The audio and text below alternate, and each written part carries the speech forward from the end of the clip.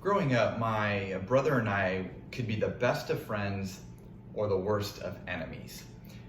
We sometimes would invent these games that bonded us together, but then other times we invented ways to provoke and irritate one another. So, now, how do you explain being best of friends one moment and being at each other's throats the next? Well, actually, partly the answer to that question actually has to do with a similar situation that many of us find ourselves in right now.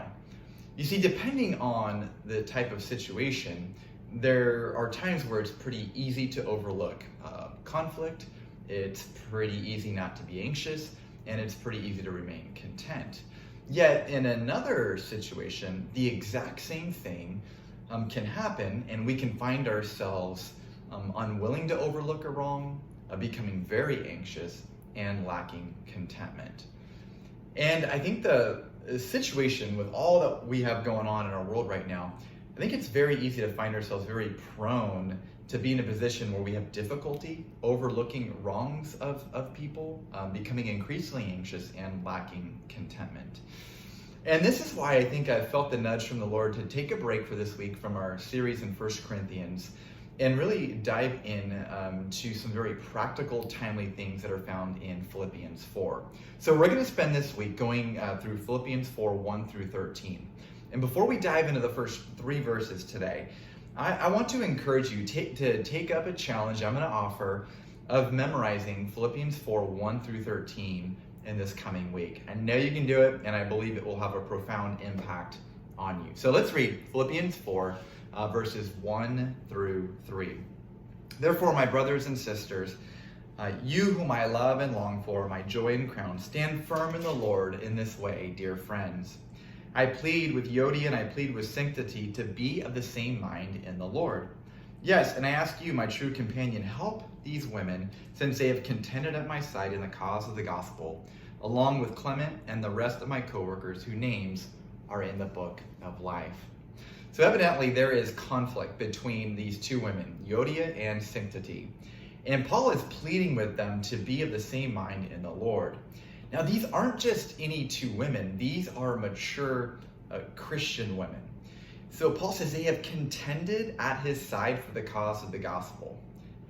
And this is telling for us because no matter how mature we are or how much God has used us, none of us is above falling into conflict with others, especially during a time like this when we've all had our lives turned upside down in some sort of manner. And so it is possible to have broken relationships with people who are committed to the same cause. Now, I like how Paul addresses them because he says to be of the same mind in the Lord.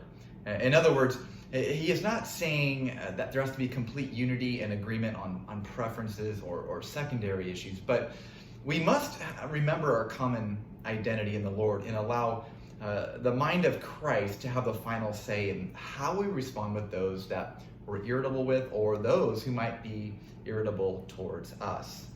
Now in verse 3, Paul calls in someone to be a peacemaker. Now our Bibles, it says the word true companion, but yet in the actual Greek language, it's an actual real person. So it appears that Paul is putting such a premium on unity and resolving conflict that he's asking this person to really facilitate an agreement between these two women. Now, in tomorrow's devotion, we'll talk more about the danger of leaving conflict unresolved. But for today, let's ask ourselves whether we are putting the same emphasis upon agreement and reconciliation that Paul is. So I'm going to leave you with these questions to ponder.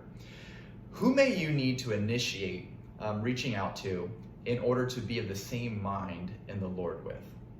Or whom can you perhaps take a role of helping be a peacemaker with in order to help facilitate reconciliation?